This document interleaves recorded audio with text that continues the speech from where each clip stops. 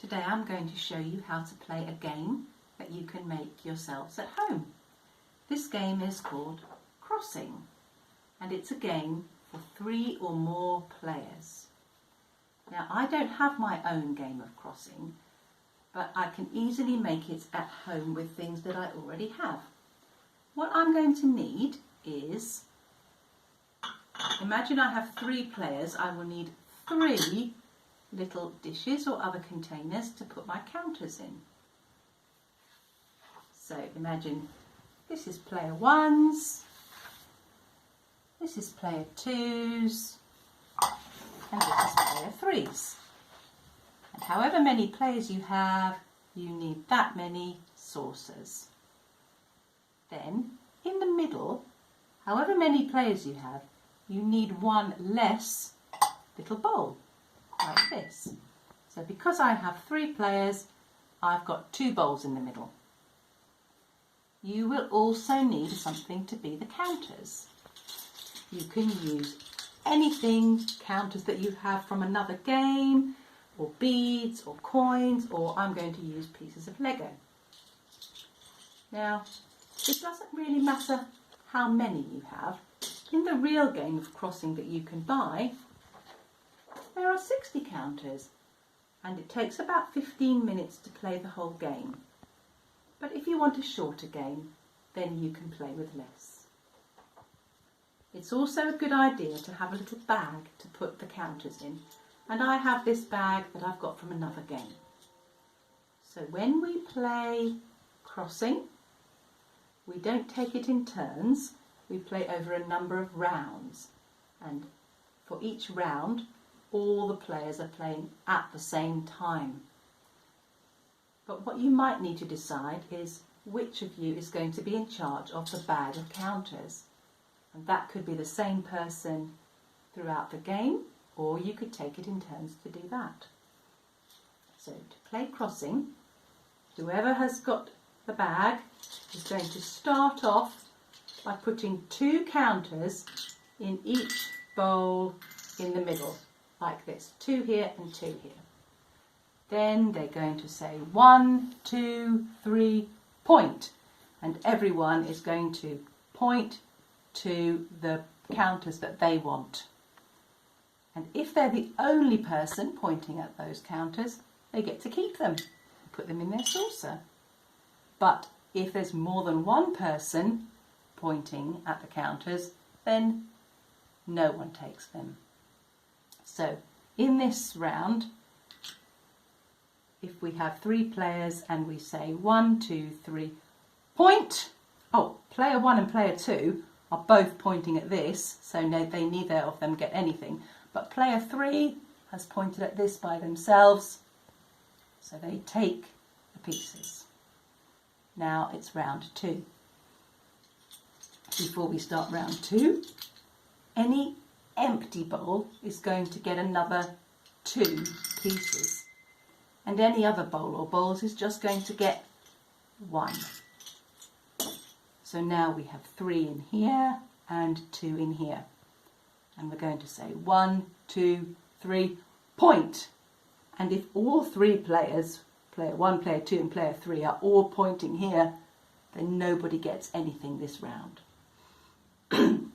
So you carry on playing like this until there's no more pieces in the bag, and then you'll count up how many you have in your saucer, and whoever has the most is the winner.